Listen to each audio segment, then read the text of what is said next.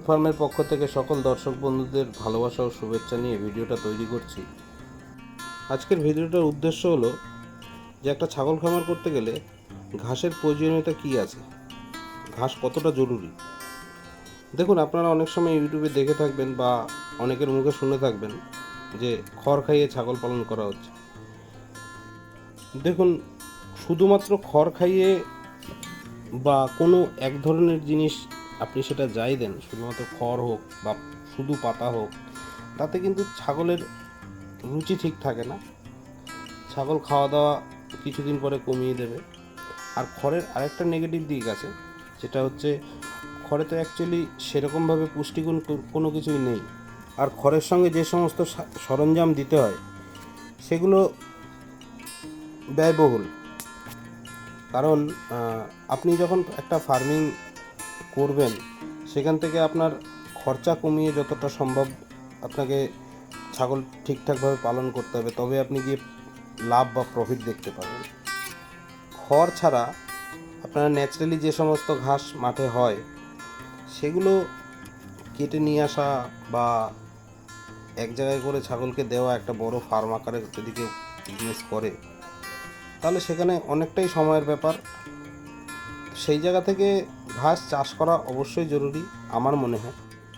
তো এবার প্রশ্ন আসবে, কি ঘাস চাষ করা যায়। আমি মূলত তিনটে ঘাস পার্মানেন্টলি লাগানো আছে। একটা হচ্ছে সুপার নেপিয়ার, একটা হচ্ছে নেপিয়ার COCN4, আর লুসান আলফা আলফা। এই তিনটে পার্মানেন্ট লাগানো আছে, যেগুলো 3 বছর 4 বছর হবে। কারণ একই রকম ঘাসও যদি আপনি কন্টিনিউয়াস দেন, সেই ঘাসও কিন্তু ছাগল একটা টাইমের পরে খেতে চাইবে না। তো সেই জন্য 2-3 রকমের ঘাস আপনাকে চাষ করতে হবে। সেটা আপনি যাই খুশি করতে পারেন। আর আমি সিজনাল কিছু ঘাস লাগাই, যেমন বাজরা হলো, ভুট্টা গাছ হলো।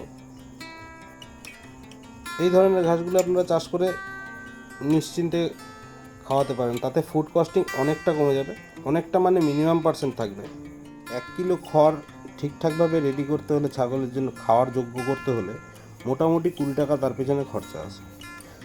আর আপনারা যদি ঘাস চাষ করেন, হিসাব করে দেখবেন 2 টাকা থেকে 3 টাকা পার কেজি, তার উপরে ঘাসের কস্টিং আসে না। আরেকটা বেনিফিট, সবচেয়ে কাঁচা ঘাসের পুষ্টিগুণ ভালো থাকে, ছাগল খায় ভালো, চেঞ্জ করে করে দিতে পারলে। তো বন্ধুরা, আমার যেটা মনে হয়, আপনি যদি ফার্মিং করার প্ল্যান করেন তাহলে সবার আগে চেষ্টা করবেন ঘাস চাষ করার। কারণ আপনি ঘর 10-15 দিনে তৈরি করে ফেলতে পারবেন, ছাগল টাকা দিলেই কোথাও না কোথাও থেকে পেয়ে যাবেন। কিন্তু ছাগলের খাবার জোগান দেওয়া, এটা কিন্তু আপনাকে ছাগলটা নিয়ে এলেই করতে হবে। তো সবার আগে প্ল্যান করুন ঘাস চাষ করবেন, তারপরে ঘর, তারপর ছাগল। এগুলো স্টেপ বাই স্টেপ ভালো করে জেনে নিয়ে করবেন। মোদ্দা কথা হলো, ছাগল ফার্ম করতে হলে ঘাসের কোনো বিকল্প নেই। সে আপনি যত দানা খাবার যাই দেন না কেন, ঘাস কিন্তু ঘাসের কাজই করবে। আপনার ফুড কস্টিং নামিয়ে নিয়ে আসবে 1/3। যদি 15 টাকা খরচা হয়, তার পেছনে 5 টাকা খরচা হবে। আর একান্তই যদি ঘাস না থাকে, আপনারা সাইলেজ ব্যবহার করতে পারেন, কিন্তু সেটাও কিন্তু চাষ করে নিজেকে বানিয়ে নিতে হবে। কারণ কেনা সাইলেজ 10 টাকা 12 টাকায় পার কেজি নেবে। আপনার প্রশ্ন থাকতেই পারে যে আমার জমি নেই, তাহলে লিজে নিন, তাতেও অনেক কস্টিং সেভ হয়ে যাবে। জমি লিজ নিন, জমি লিজ নিয়ে ভুট্টা চাষ করুন বা ঘাস চাষ করুন। বলার উদ্দেশ্য হলো এটাই যে পুরোপুরি কেনা খাবারের উপর ডিপেন্ডেন্ট হবেন না, তাতে আপনাদের কস্টিং অনেক বাড়বে। ভবিষ্যতে গিয়ে আপনি ফার্মের প্রফিট দেখতে পারবেন না। ফুড কস্ট যত কমিয়ে নিতে পারবেন ততই ভালো। আর ভুট্টার সাইলেজ যদি না তৈরি করতে পারেন, ইউটিউবে এরকম প্রচুর ভিডিও আছে, মন দিয়ে ভিডিওগুলো দেখলে আপনারা খুব সহজেই ভুট্টার সাইলেজ তৈরি করা শিখে যাবেন। আর ভবিষ্যতে চেষ্টা করব আমিও সাইলেজ তৈরি করে ভিডিও দেওয়ার, যাতে আপনাদের উপকার হয়। ফার্মিংয়ের উপরে যে সমস্ত ভিডিওগুলো আমি আপলোড দিই, সেগুলো সম্পূর্ণ আমার এই এতদিনের অভিজ্ঞতার উপরেই বেস করে দেয়া। আপনারা যদি ঠিকঠাকভাবে ফলো করে আপনারা কাজ করতে পারেন, তাহলে আশা করছি লাভবান হবেন।